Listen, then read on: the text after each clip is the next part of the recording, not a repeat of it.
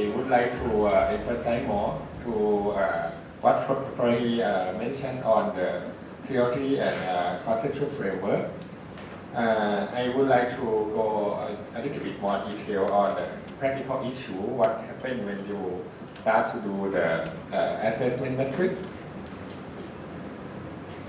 Use the Thailand experience.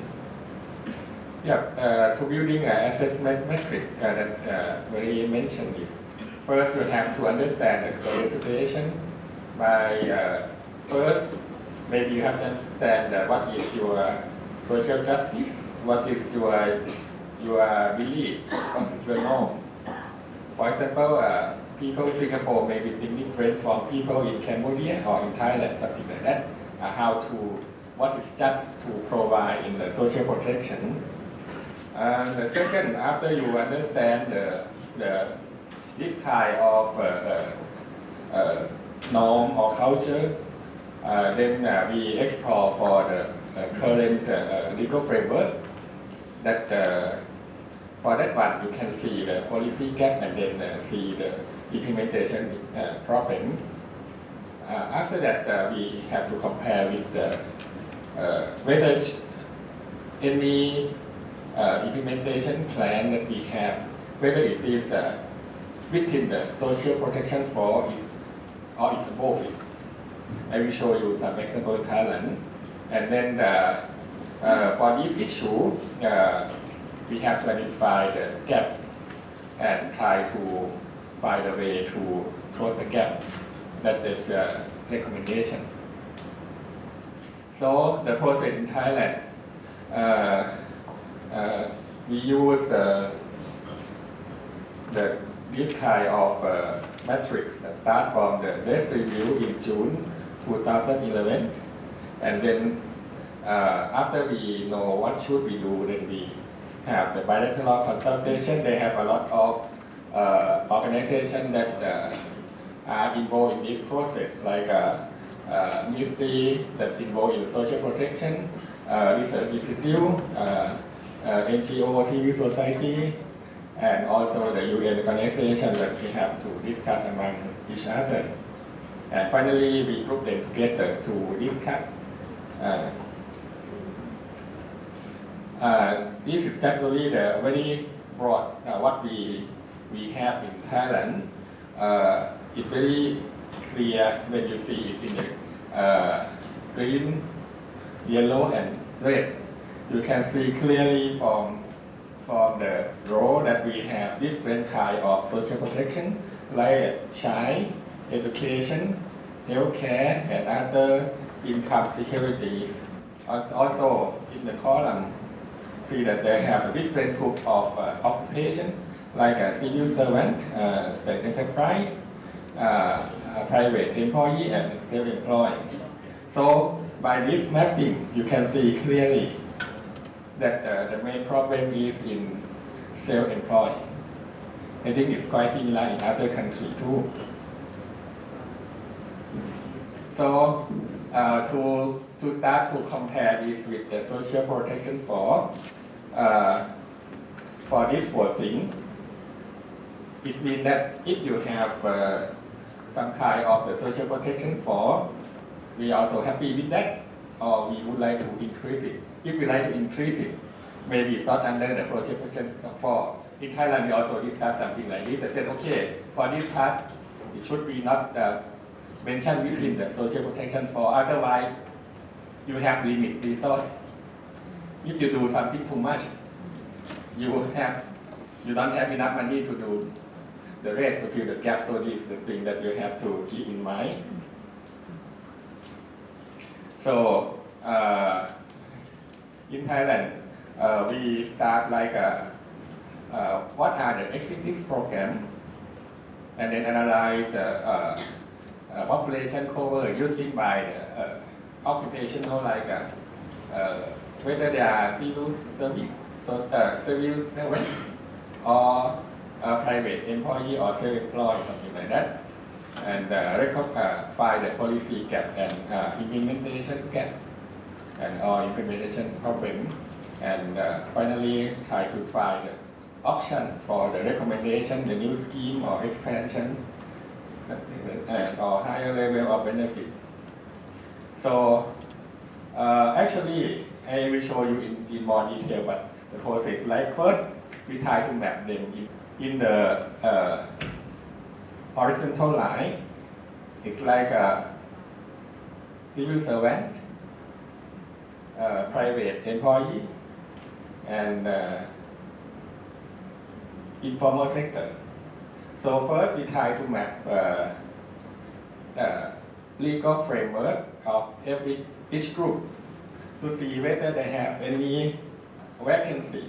So if we have some kind of these vacancies, it means that we have the policy gap, something like that, and then we have to try to find the gap to and then identify this way. So if we start from the legal framework, sometimes they already have legal framework, but implementation usually something that we cannot be done. We have to find why it's an implementation problem. So this way that we do. And finally, after we see the gap of the legal framework or the gap of implementation issue, it comes to the design of how can we solve the problem.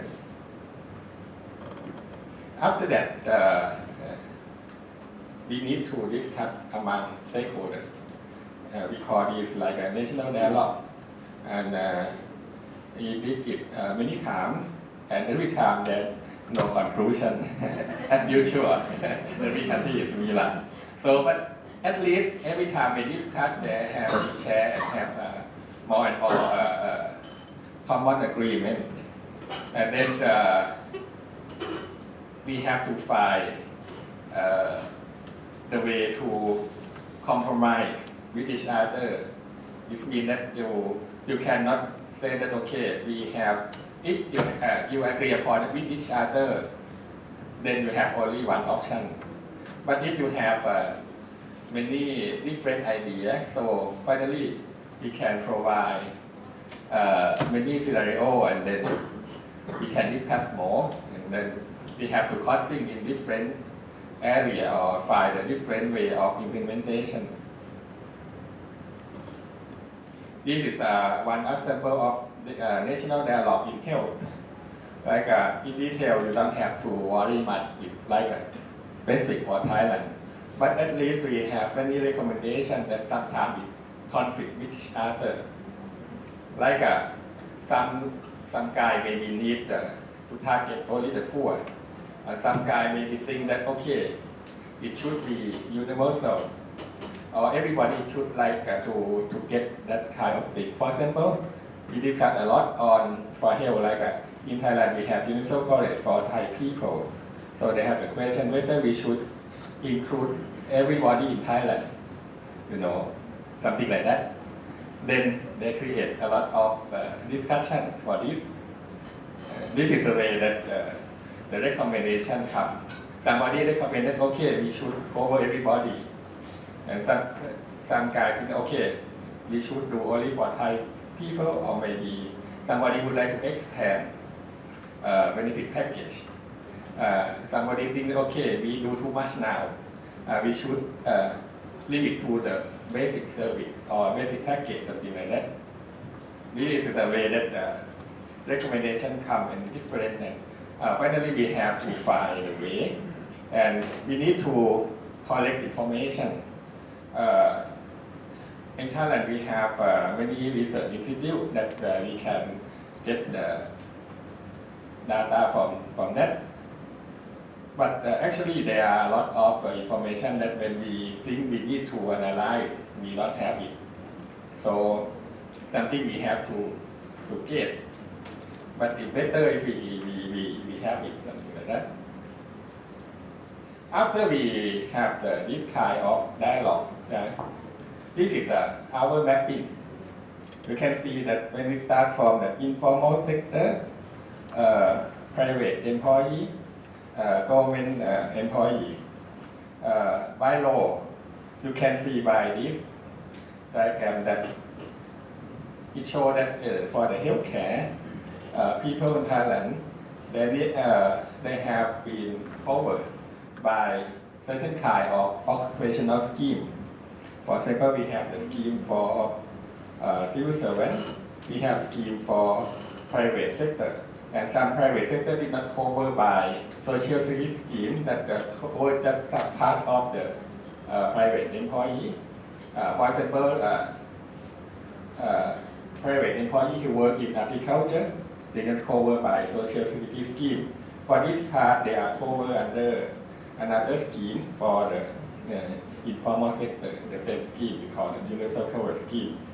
So by law, it seems to be that everybody are covered, but that's why we said, okay, everybody is legally covered. Yeah? And this is like the summary of this scheme, like for civil servant, they cover not only civil servant but also family, their spouse, their parent, and also their children. However, when we go to the implementation issue, we found many implementation issues that we have some outreach. Some people, they have some gray zone, like people who we still reluctant whether they are Thai or non-Thai, something like that.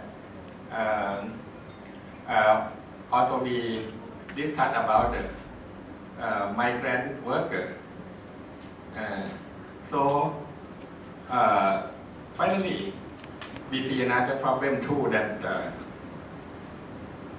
although we say that everybody have entitlement for healthcare, but they have a different benefit package. So you can see that this to show you the level of benefit package. For civil servants, they enjoy a lot of the benefit more than other group. Like they can enjoy a private room, they can access to care in a more luxury way, something like that. For private sector, maybe a little bit better than informal sector, something like that. And we can conclude that they are still fragmented in the management. So these are the problem, but we have to answer whether this is the problem of gap, policy gap or implementation gap. Right? So mostly here is implementation gap, and the problem of vertical inequity. If it's necessary to put it into the social protection form. So finally, we the group think that okay, for healthcare, if we think only social protection form, maybe that we don't have to touch much, because for this one, maybe it's above the floor, right? And for this, although they have some kind of management problem, but we just can manage it by the current amount of budget, something like that. So it will reflect to the next step that we will costing for the extra money to the healthcare. Yeah. So finally, for the healthcare, the team agree that all residents have to access to the national defined essential healthcare that meet the criteria of availability, accessibility, acceptability, and quality. For this key concept, we conclude that the main conclusion for the social potential for healthcare is achieved, considering that it's enough for the floor. Because in Thailand now, when we did discuss for the informal sector, they request for the new treatment for cancer drug, because they already enjoy a lot. So now they discuss something that maybe not think explore now, because they start to discuss about the new treatment in the cancer, or how can they access to chronic renal dialysis more comfortable or something like that. Because many things that are now they can entitlement to this. So we conclude that for the UNSPS joint team, maybe we did not costing anything more for healthcare in Thailand. Yeah, for the 40% fall. This is an example to show you that sometimes when you identify your scheme, maybe you see something that you will already achieve. You don't have to do more for the floor, but maybe we have to do something above the floor. Okay. The second is the children. For children, we already discussed and in similar way as healthcare. We in Thailand, maybe we show you this one is maybe much more clear. In Thailand, similar diagram like this: civil servant, private employee, informal sector. We have the free education for everybody. Yeah. For this thing, maybe they also include the migrant worker children too. Yeah. So for the baseline, we have the free education. Also, we have many scattering benefit. You can see that we have scholarship for disadvantaged people. We have the financial aid for some poor children. We have the program for children living with HIV. We have non-formal education program. We have reimbursement education fee up to 25 years for civil servants, something like that. So this is official legal framework. But in practical, similar to health, you can see that they have implementation gap in some specific group. Right? For example, for free education, you still have equity issue or quality issue like children who live in the rural area. Sometimes it's difficult for them to access the free education for the higher level because we don't have the school at the higher level in the place that easy for children to access for this kind of higher education, something like that. And the program for living, which is just on demand, and scholarship for the disadvantaged, maybe not have very good systematic way to access for people to for the children to access to that kind of scholarship. This is a way of the implementation issue. So under the key concept that we need that our children enjoy the basic income security at least the level of national defined poverty line to ensure that they have access to nutrition, education, care, and other necessary goods and services. We identify that although we have very vary of benefit, some may be not classified as the floor. So for the floor, we identify only first thing in education, and then they already have the problem is just really the management. The second point that we think we need is like a allowance or something that support them that they can have in cash that for them to access to school. We have many annotated evidence that Catholic provide free school for them, but they have problem for their own other kind of daily living. It's difficult for them to stay in school. Sometimes they have to leave earlier, something like that. It's similar to health that okay, you have healthcare facility, but if people cannot go to that health facility, the service will not be happen.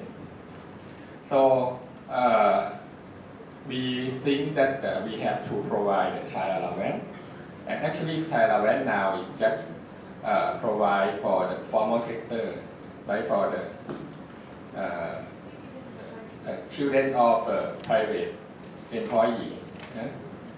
So the way to think, a lot of debate now, whether we should provide it for everybody or we should provide for a certain group of children.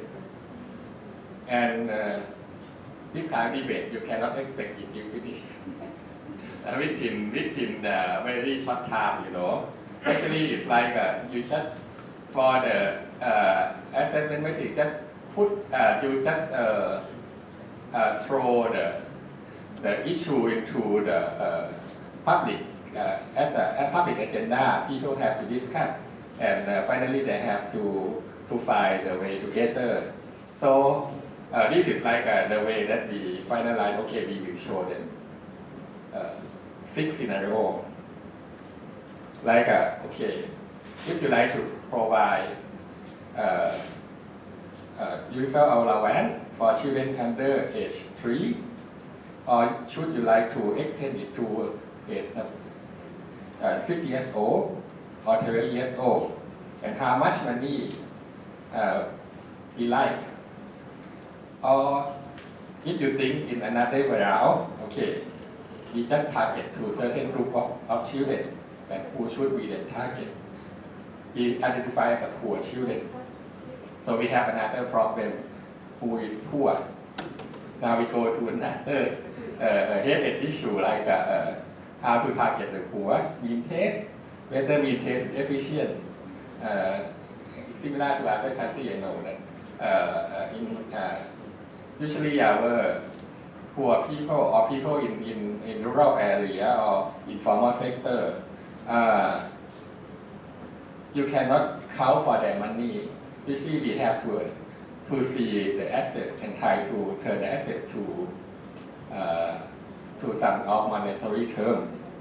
And usually their income is not quite different, quite similar, We have just a few people that are rich.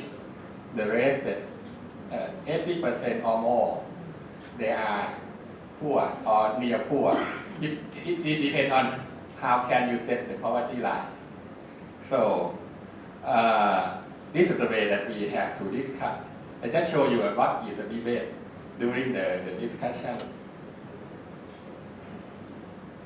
So, in conclusion, in our experience, I would like to remark that the first thing is that stakeholder participation is a must for the building of the assessment metrics. You have to invite every stakeholder to share, and don't expect that you can get the solution, one solution. Sometimes we have to have many solutions, and then the first step to go to the public debate or something like that. And we need some kind of pre-designed template for data gathering. Okay?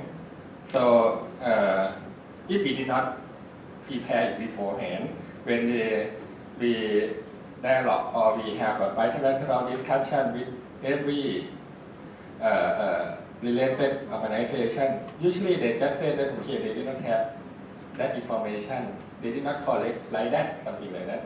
And they cannot classify according to what we need.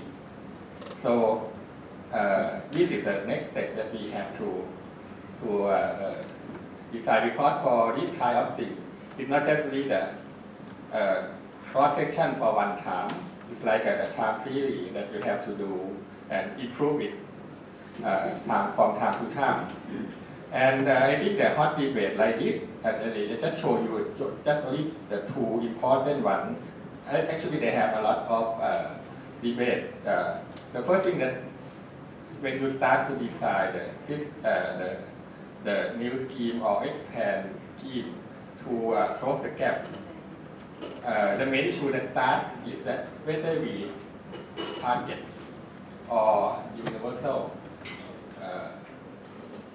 So it's like you need Actually in Thailand, ministry who are responsible to implement, they have limited resource.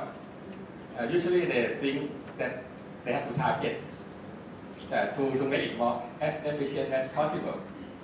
But when you discuss this with civil society, usually they come with the equity in mind.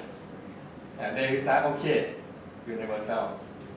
So you have to find, and both efficiency and equity have to come together, but you have to trade off, right? And then what should be the appropriate depend on your context.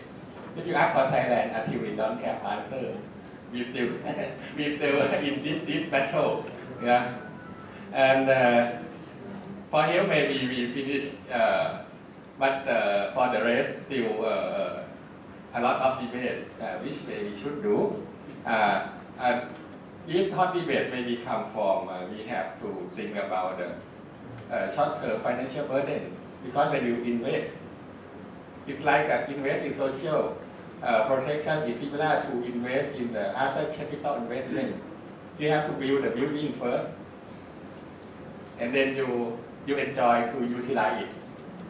Yeah. So social protection is something like that. You invest in health, you invest in education, you invest in people capital, and you need time. 10 years, 20 years that you can return back. Similar to invest in the high-speed train, invest in the new building, in the dam, that you need time. First, we have to invest.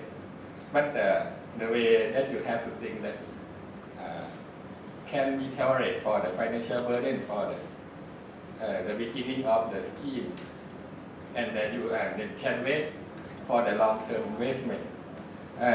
For this one, we have to consider both, because if you invest too much, if you do too much, maybe the country cannot afford. Yeah? But if you don't invest in social protection, your country have no future. That's only that. So this is my conclusion, but no answer.